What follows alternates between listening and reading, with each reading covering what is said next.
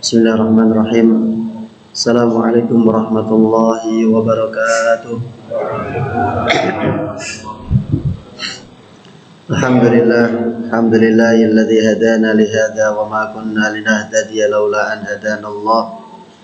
Asyhadu an la ilaha illallah wa asyhadu anna Muhammadan abduhu wa rasuluhu alladzi la nabiyya ba'dah. Allahumma inna nas'aluka ridhaka wal jannah wa na'udzu bika min sakhatika wan nar. Allahumma inna nas'aluka ilman nafi'an wa rizqan thayyiban wa amalan mutaqabbala. Subhanaka la ilma lana illa ma 'allamtana innaka antal alimul hakim. Allahumma a'izza ahla Ghazzah, Allahumma ansur ahla Ghazzah, Allahumma farrij ahla Ghazzah, amin ya rabbal alamin. Amma ba'du, ya ayyuhalladzina amanu taqullaha haqqa tuqatih wa la tamutunna illa wa antum muslimun. Hadirin jamaah salat subuh hafizakumullah, alhamdulillahirabbil alamin. Di kesempatan pagi ini kita bisa berkumpul kembali, bermujalasah kembali untuk bersama-sama mempelajari ayat-ayat Allah Subhanahu wa taala, untuk kita mendapatkan hidayah, untuk kita mendapatkan petunjuk, dan sekaligus kita menjalankan perintah Allah dalam kita berinteraksi terhadap Al-Qur'an, yaitu kita belajar untuk mentadabburi ayat-ayat Allah sebagaimana Allah Subhanahu wa taala firmankan, kitabun anzalnahu ilaika mubarakun liyadabbaru ayatihi wa liyatadzakkara ulul albab. Kitab Al-Qur'an ini adalah kitab yang diberkahi, kitab yang akan menghadirkan keberkahan. Tapi syaratnya agar Al-Qur'an ini menghadirkan keberkahan bagi kita, yang Allah minta dalam kita berinteraksi dengan Al-Qur'an adalah liyadabbaru ayatihi, supaya kalian mentadabburi ayat-ayatnya. Apa itu tadabbur? Tadabbur adalah merenungi ayat-ayat Allah. Kita renungkan kenapa Allah bicara ayat ini, kenapa Allah meletakkan ayat ini di surat ini, kenapa Allah memulai dengan kalimat ini, kata ini, dan sebagainya. Sebagaimana yang sedikit banyak sudah kita lakukan, bahwa surat-surat yang kita baca ini coba kita tadabburi. Maka kita sedang menjalankan perintah Allah tersebut, maka kita tinggal minta janji yang Allah sampaikan, yaitu datangnya keberkahan, hadirnya keberkahan dari hasil kita mentadabburi Al-Qur'an ini. Dan kita sudah sampai di surah At-Takwir. Insyaallah kita akan melanjutkan berikutnya di surah At-Takwir, yaitu ayat yang ketiga. Setelah sebelumnya kita sampaikan tentang peristiwa yang akan terjadi di akhir zaman menjelang hari kiamat terjadi atau kiamat terjadi.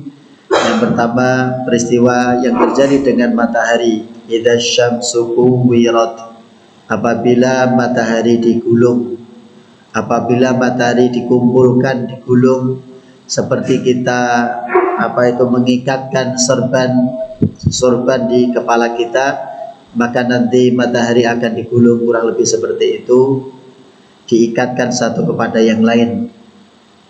Wa idzan nujumu kadarat, kemudian apabila bintang-bintang yang lain selain matahari inkadarat, berjatuhan satu persatu, berhamburan satu persatu. Kemudian di ayat yang ketiga, setelah menyampaikan peristiwa yang terjadi di langit terkait dengan matahari dan bintang, maka Allah menyampaikan peristiwa yang terjadi di bumi pada hari kiamat. Wa idzal jibalu suyyirat, dan apabila gunung-gunung itu diperjalankan. Suyyirat arti aslinya dari kata sayyara, diperjalankan. Tapi nanti biasanya akan diartikan dengan ini gunung-gunung, nanti salah satu penafsirannya adalah gunung yang merupakan pasak untuk bumi, sehingga bumi ini dia bergeraknya dengan sangat halus, berputarnya dengan sangat halus, bahkan kita tidak bisa merasakannya saking halusnya. nanti pada hari kiamat gunung yang menjadi pasaknya bumi ini akan dicabut oleh Allah dari akarnya, dari dalam bumi. Riwayat yang lain menyebutkan yang dimaksud dengan suyirat diperjalankan ini adalah gunung yang keras itu, gunung yang bebatuan itu nanti akan Allah ubah dari bebatuan menjadi seperti debu-debu yang nanti dia akan begitu ditiup angin dia akan terbang berhamburan di udara. Jadi atas kuasa Allah gunung yang kuat, yang gagah, yang keras itu nanti pada hari kiamat akan Allah ubah menjadi seperti debu, kemudian akan berhamburan seperti layaknya berhamburannya kapas ke sana kemari ketika ditiup angin. Bagaimana gunung bisa berjalan? Bukankah kita melihat gunung tetap berada di tempatnya, tidak bergerak sama sekali, kemudian kita menyebutnya benda mati? Yaitu secara penglihatan kita, tapi Allah menyebutnya gunung ini bergerak. Sebagaimana Allah firmankan di dalam surah An-Naml di antaranya, wa taral jibala tahsabuha jamidah. Kalian itu mengira gunung-gunung itu, kalian kira dia jamidah, benda mati yang tidak bergerak sama sekali. Tapi Allah menyebut wahiya tamurru marras sahab. Sedangkan Allah menyebut gunung itu dia tamurru, dia berjalan, dia bergerak, marras sahab, seperti awan yang bergerak. Jadi kalau kita melihat ke langit, ketika melihat ada awan, awan seolah-olah bergerak, ngumpul satu kepada yang lain. Maka Allah menyebut gunung itu sebenarnya bergerak, berjalan, bahkan berjalannya seperti awan. Sekali lagi, hanya karena kita berada di permukaan bumi sehingga tidak merasa, sehingga tidak kelihatan. Tapi sejatinya Allah menyebut gunung ini bergerak, gunung ini berjalan. Maka ketika Allah menyebutkan apabila gunung-gunung nanti diperjalankan, jangankan pada hari kiamat, di hari biasa normal seperti ini saja, dia gunung sudah bisa berjalan, bergerak, layaknya awan yang bergerak. Nah, itu tanda yang ketiga dari gunung yang merupakan makhluk Allah yang ada di bumi, yang paling besar, yang paling keras, yang paling kuat, yang paling gagah. Pada hari kiamat Allah jadikan seperti debu yang begitu ditiup angin sedikit dia akan berhamburan. Lalu bagaimana dengan makhluk Allah yang lain? Maka ini Allah sedang ingin menunjukkan kekuasaannya untuk memberikan agar kita takwa, muncul rasa takut dalam diri kita, kemudian kita hanya kembali kepada Allah Subhanahu wa taala. Ayat berikutnya, tanda berikutnya adalah wa idzal 'isyaru 'uttilat. Apabila al-'isyaru itu adalah unta-unta yang sedang bunting, unta-unta yang sedang hamil. 'Uttilat itu dibiarkan, dianggurkan, ditinggalkan. Jadi pada hari kiamat sudah tidak ada lagi yang dipedulikan oleh manusia. Jangankan harta, lalu nanti di hari kiamat Allah menyebutkan yauma yafirrul mar'u min akhi. Orang nanti akan lari kepada saudaranya, pasangan akan lari dari pasangannya, anak akan lari dari orang tuanya dan seterusnya. Maka apalagi urusannya dengan harta. Maka Allah ingin menyebutkan di sini, Allah ingin memberikan pelajaran buat kita semua di sini. Lihat, wa idzal 'isyaru 'uttilat. Apabila unta-unta yang sedang bunting itu dibiarkan oleh pemiliknya. Dan unta yang sedang bunting ini adalah permisalan yang Allah sampaikan untuk harta yang paling mahal, untuk harta yang paling berharga yang dimiliki oleh manusia. Sehingga kalau dalam keadaan seperti ini kita punya harta yang berharga, pasti kita akan menjaganya, mengawasinya, meletakkannya di tempat yang aman, kemudian kita akan ingat terus. Karena ini harta yang paling berharga yang kita miliki. Tetapi begitu hari kiamat semuanya diabaikan, semuanya ditinggalkan. Maka ini pelajaran buat kita semuanya. Kita hari ini sedang berupaya mengumpulkan harta Allah untuk sebagai bekal kita hidup di dunia dan juga di akhirat. Maka jangan sampai tugas kita untuk mengais rizki dari Allah, menjemput rizki dari Allah itu justru malah membuat kita lalai dari Allah Subhanahu wa taala. Kalau kita tahu nanti ujungnya apa yang sudah kita kumpulkan hari ini, apa yang sudah kita cari hari ini ujungnya kita tinggalkan, maka jangan sampai apa yang kita upayakan ini sampai membuat kita lalai dari Allah Subhanahu wa taala. Nanti di dalam hadis Sahih Muslim disebutkan, taqiul ardu afladaka bidiha. Bumi nanti akan memuntahkan. Jadi bumi ini nanti akan memuntahkan, mengeluarkan jantungnya. Jadi ibarat kalau manusia itu buah hatinya, hal yang paling berharga dalam dirinya. Jadi pada hari kiamat nanti bumi akan memuntahkan, mengeluarkan hal yang paling berharga yang ada di dalam perut bumi. Kemudian Allah dalam hadis disebutkan amsalul ustuwan minadz dzahab wal fiddah, yaitu yang berupa kepingan-kepingan emas dan perak. Jadi pada hari kiamat bumi akan mengeluarkan, seolah-olah memuntahkan harta atau sesuatu yang paling berharga dalam dirinya berupa kepingan-kepingan emas dan perak. Jadi tanpa susah-susah mencari, itu kepingan emas, kepingan perak akan dikeluarkan sendiri oleh bumi atas perintah Allah. Begitu sudah dikeluarkan, sudah ada di permukaan bumi, maka Rasulullah mengatakan fayaji'ul qatil, maka dulu orang yang pernah membunuh di dunia didatangkan. Kemudian begitu melihat ada kepingan emas, kepingan perak, orang yang pernah membunuh ini akan mengatakan fi hadza qataltu, gara-gara ini dulu aku melakukan pembunuhan. Wayaji'ul qati'u, kemudian orang yang suka merampok, maka mereka akan didatangkan. Kemudian mereka akan mengatakan qata'tu quti'at yadayya, maaf, fi hadza, maaf, al-qati' di sini adalah orang yang memutus silaturahim, bukan perampok, maaf. Maka orang yang suka memutus tali persaudaraan silaturahim nanti akan didatangkan, kemudian melihat kepingan emas, kepingan perak, maka dia akan mengatakan gara-gara ini dulu saya memutus persaudaraan, gara-gara ini dulu saya memutus silaturahim dengan saudara, dengan kerabat. Kemudian wayaji usariku, kemudian pencuri juga nanti akan didatangkan, kemudian melihat kepingan emas, kepingan perak, dia akan mengatakan gara-gara ini dulu tanganku dipotong. Kemudian tiga pelaku kejahatan ini, mulai dari yang pertama tadi pembunuh, orang yang suka memutuskan tali silaturahim, kemudian pencuri, begitu mereka melihat ini dulu sumber aku melakukan kejahatan, maka semuanya tidak sudi mengambilnya lagi. Tsumma yad'unahu, kemudian mereka meninggalkannya dan tidak mengambil sedikit pun, secuil pun dari kepingan emas dan perak tersebut. Padahal itu sudah ada di depan mata. Tapi kondisi yang sangat menakutkan, kondisi yang sangat membuat manusia panik, ketakutan, tidak tahu nanti bagaimana nasibnya, apakah akhirnya kebahagiaan di surga atau justru sebaliknya sengsara di neraka, membuat semua yang dulu nikmat di dunia menjadi tidak nikmat lagi. Membuat dulu yang dibuat perlombaan di dunia, orang berlomba-lomba untuk mengumpulkannya, pada hari kiamat sudah orang tidak peduli lagi, malah ditinggalkan.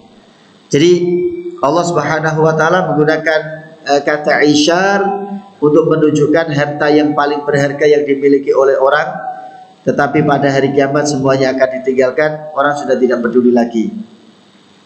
Ini menunjukkan kondisi yang sangat sulit, sangat menakutkan. Kalau diibaratkan misalkan di satu tempat, Allah qadarullah, semoga tidak terjadi di tempat kita, misalkan ada terjadi bencana gempa bumi misalkan di satu tempat, maka sebagaimana kita tahu, bahkan yang di dalam rumah sekalipun, rumah mewah, rumah sebesar apapun, kalau sudah terjadi gempa, goncangan, pasti dia akan lari meninggalkan rumahnya. Tidak mungkin dia akan bertahan di rumahnya dengan mengatakan ini rumah yang sudah saya bangun susah payah, ini rumah yang saya menghabiskan seluruh hidup saya untuk membangunnya, masa iya saya tinggalkan? Kan tidak mungkin. Pasti secara naluri dia akan keluar, meninggalkan bahkan harta yang sudah dia kumpulkan sedemikian waktu, dia pasti akan lebih memilih nyawanya, dirinya, dibandingkan harta yang dia bersusah payah mencarinya. Maka ini pelajaran buat kita semuanya, pengingat untuk kita semuanya, kita mencari, menjemput rezeki Allah. Sekali lagi jangan sampai upaya kita menjemput rezeki Allah malah membuat kita lalai dari menjalankan kewajiban kita kepada Allah Subhanahu wa taala. Ayat berikutnya, ayat yang kelima, wa idzal wuhusyu husyirat, apabila binatang-binatang liar, binatang-binatang buas itu husyirat, dikumpulkan. Jadi pada hari kiamat nanti binatang-binatang ini akan dikumpulkan di mahsyar, di satu tempat dikumpulkan. Kemudian nanti mereka akan dihisab, mereka akan diadili. Jadi bahkan binatang pun mereka nanti akan dibangkitkan oleh Allah, kemudian mereka akan diadili. Apa pengadilan mereka? Yaitu di sini disebutkan dalam riwayat Muslim, Sahih Muslim dari Abu Hurairah radhiyallahu anhu, Rasulullah SAW bersabda, la tu'addunnal huquqa ila ahliha yaumal qiyamah. Sungguh pada hari kiamat nanti Allah akan memberikan hak kepada setiap orang yang punya hak. Ketika di dunia haknya tidak bisa dipenuhi, Allah akan memberikannya di akhirat. Contohnya begini kan, orang di dunia pernah dizalimi orang lain, kemudian dia tidak punya kuasa untuk membalasnya, maka berarti ada haknya yang belum dia ditunaikan, yaitu membalas kezaliman yang dilakukan orang lain kepada dirinya. Maka nanti di hari kiamat Allah akan berikan kesempatan untuk membalas. Termasuk juga pada hewan-hewan. Jadi kalau kita melihat misalkan ada hewan tertentu, dia menyakiti hewan yang lain, kemudian bahkan sampai membunuhnya, maka hewan yang terbunuh kan tidak punya kesempatan untuk membalas karena sudah terbunuh. Maka bagian dari keadilan Allah Subhanahu wa taala, nanti dua hewan yang dulu saling menyakiti, bahkan saling ada yang terbunuh ini, di hari kiamat akan dibangkitkan di hadapan Allah. Hewan yang ditanduk, hewan yang diseruduk, hewan yang dibunuh ini diberi kesempatan untuk membalas hewan yang membunuhnya, hewan yang menyakitinya. Kemudian begitu sudah impas, sudah ditunaikan haknya, maka Allah berkata kepada hewan tersebut, kuni turaba, jadilah kalian tanah. Maka hewan-hewan ini akan menjadi tanah. Jadi Rasulullah SAW menyampaikan, la tu'addunnal huquqa ila ahliha yaumal qiyamah. Sungguh orang-orang yang masih punya hak di dunia yang belum ditunaikan, Allah akan memberikannya pada hari kiamat. Hatta yuqadu lisyatil jalha minasyatil qarna. Bahkan haknya kambing yang tidak punya tanduk, ketika dia ditanduk oleh kambing yang lain yang punya tanduk, maka pada hari kiamat akan diberikan haknya untuk membalas. Jadi kalau ada hewan saling menanduk, sementara yang lain kalah karena tanduknya kurang besar, kurang kuat misalkan, maka begitu yang ditanduk kalah, tidak bisa membalas, maka pada hari kiamat akan diberikan kesempatan untuk membalas. Ini menunjukkan keadilan Allah Subhanahu wa taala. Nah, kalau hewan saja diberikan haknya untuk membalas, untuk mengambil haknya, untuk menerima haknya yang belum tertunaikan di dunia, lalu bagaimana dengan manusia? Maka pasti Allah akan memberikan secara sempurna. Tidak akan pernah ada yang terzalimi.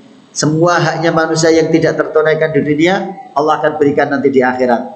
Bahkan Qatadah mengatakan, semua hewan nanti akan dikumpulkan, bahkan lalat sekalipun, hatta dzubab, bahkan lalat yang menurut kita tidak ada gunanya, tidak ada manfaatnya, itu di sisi Allah Subhanahu wa taala tetap nanti akan diberikan haknya untuk membalas. Kalau dia dulu disakiti misalkan, kalau dia dulu tidak tertunaikan haknya untuk membalas atau yang lain.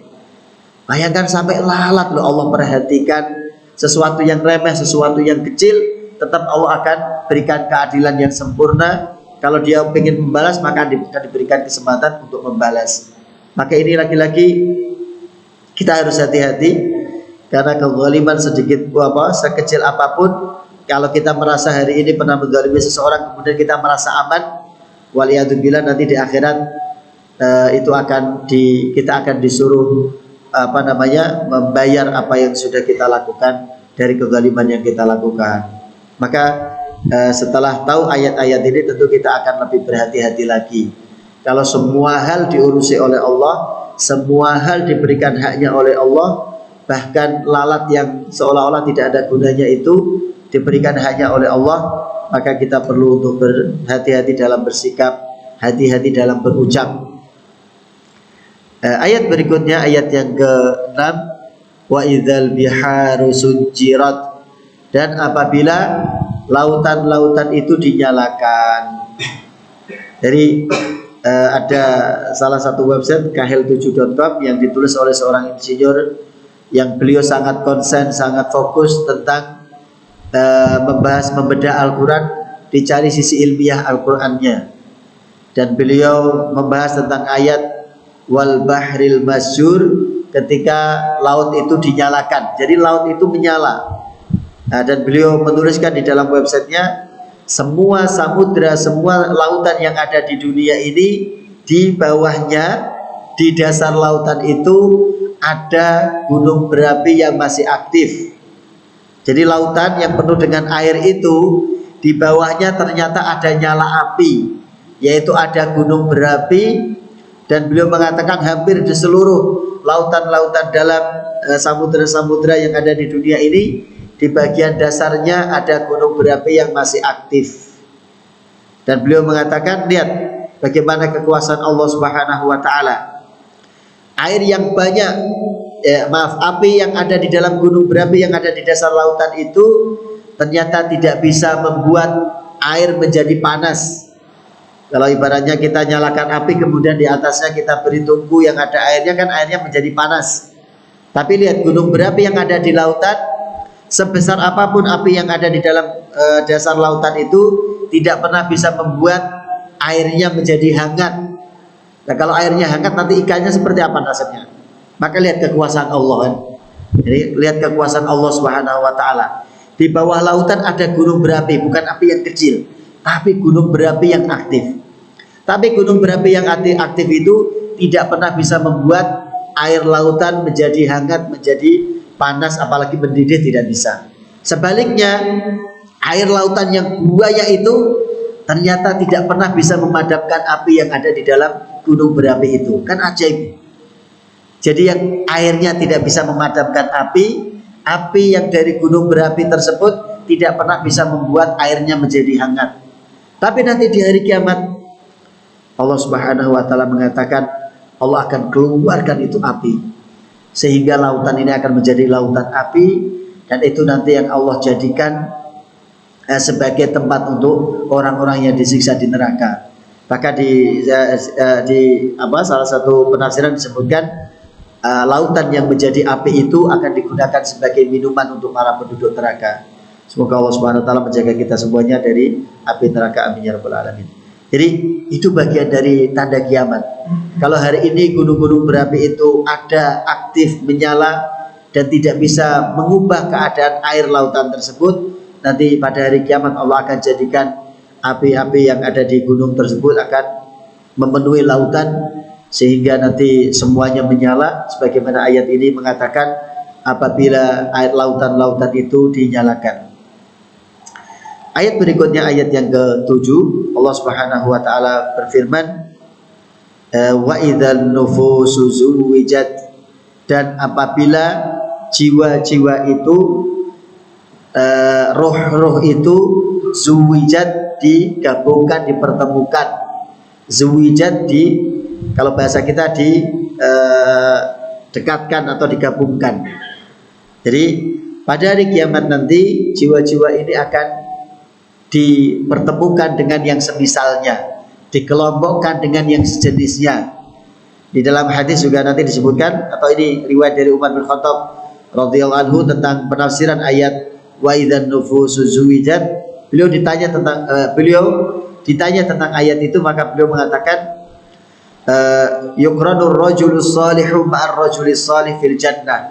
Yang dimaksud dengan ayat wa idzan nufusu zuwijat, apabila jiwa-jiwa itu dipertemukan, ruh-ruh itu dipertemukan, maksudnya adalah nanti orang yang baik akan dikumpulkan dengan orang yang baik di surga Allah, sedangkan orang yang buruk, orang yang jahat akan dikumpulkan dengan orang yang jahat di neraka Allah Subhanahu wa Ta'ala. Dan itu yang dimaksud dengan tazwijul anfus, yaitu menggabungkan jiwa-jiwa atau ruh-ruh. Jadi orang yang amal solehnya banyak dan layak untuk masuk surga Allah, maka akan dikumpulkan dengan orang lain yang sejenisnya, yang amal solehnya juga banyak dan layak untuk masuk ke surga Allah.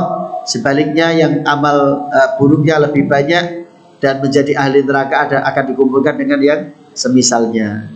Maka selalu kita harapkan kita semoga dikumpulkan dengan orang-orang soleh. Kalau amalan kita tidak cukup untuk masuk surga Allah, maka semoga kita dipantaskan oleh Allah karena kita sama dengan mereka atau mirip dengan mereka, walaupun secara derajat tidak sama. Ayat berikutnya, wa idzal mau'udatu su'ilat, dan apabila bayi-bayi perempuan itu dikubur hidup-hidup, bayi-bayi perempuan yang dikubur hidup-hidup, mereka nanti akan ditanya pada hari kiamat. Ditanya bukan untuk mengadili mereka, ditanya bukan untuk menyalahkan mereka, bukan, tapi sekedar untuk apa? Justru untuk menghinakan orang-orang yang dulu mengubur mereka hidup-hidup. Dan ini kebiasaan masyarakat jahiliyah, dan masya Allah waliyadzubillah, hari ini di zaman modern ini ternyata banyak juga orang yang membunuh bayinya hidup-hidup. Mungkin tidak dikubur, tapi perlakuannya jauh lebih sadis. Dimasukkan kantong kresek, dihanyutkan ke sungai, dibiarkan begitu saja, dimasukkan ke tong sampah. Jadi apa bedanya?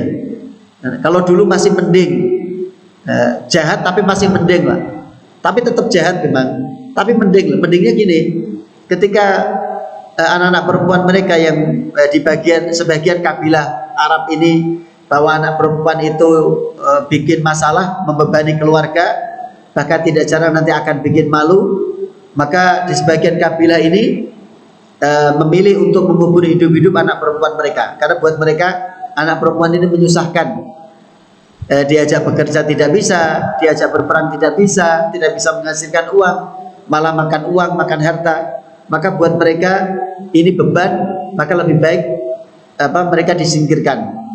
Nah, ketika mereka akan membunuh anak perempuan mereka, maka mereka minta istrinya untuk mendandani anaknya, menghias, memakaikan anaknya dengan pakaian yang bagus.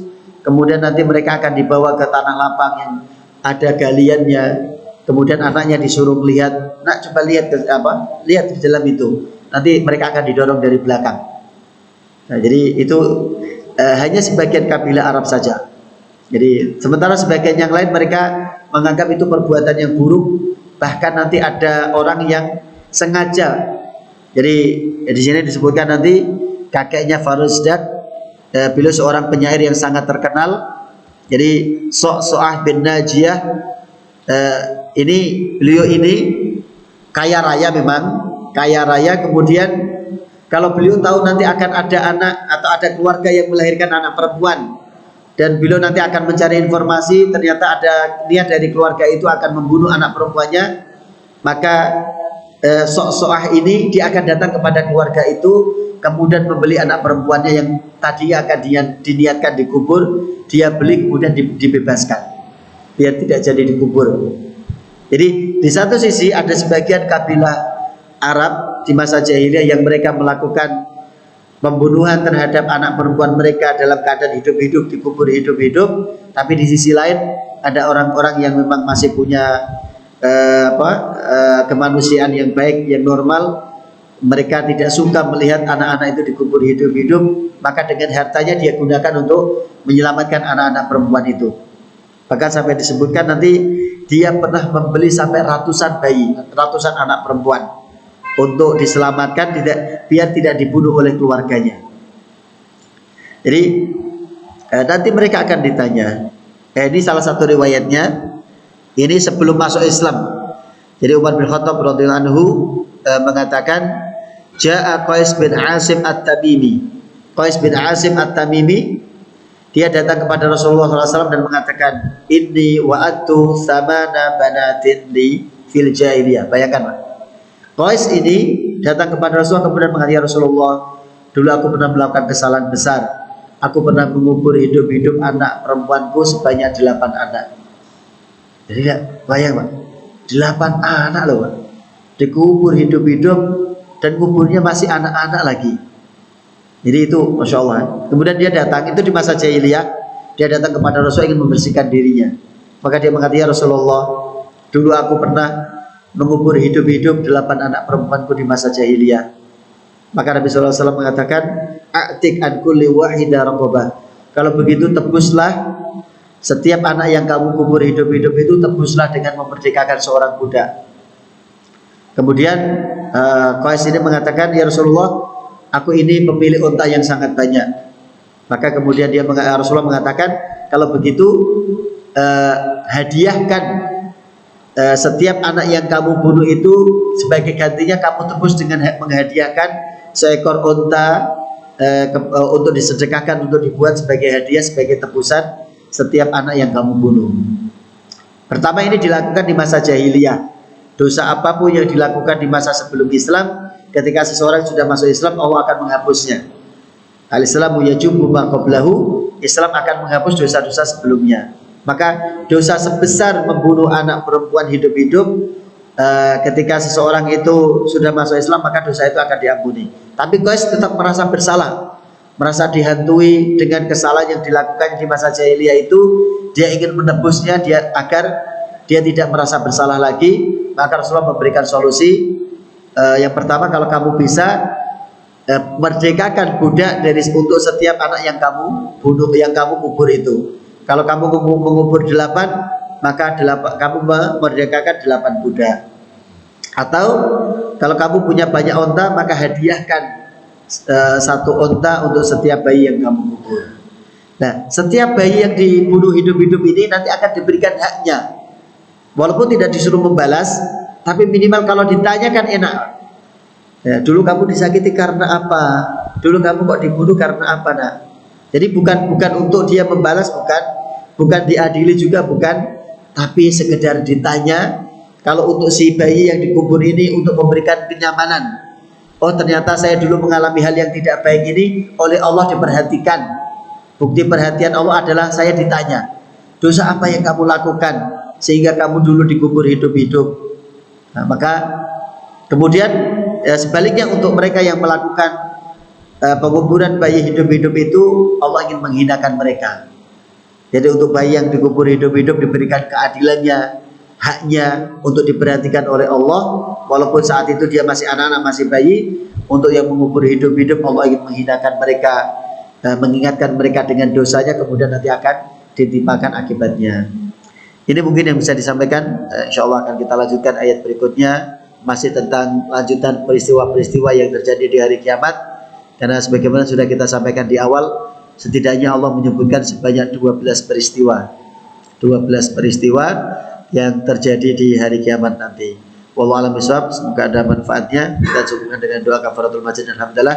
Subhanakallahumma bihamdika asyhadu an la ilaha illa anta astaghfiruka wa atubu ilaik. Alhamdulillah rabbil alamin. Assalamualaikum warahmatullahi wabarakatuh.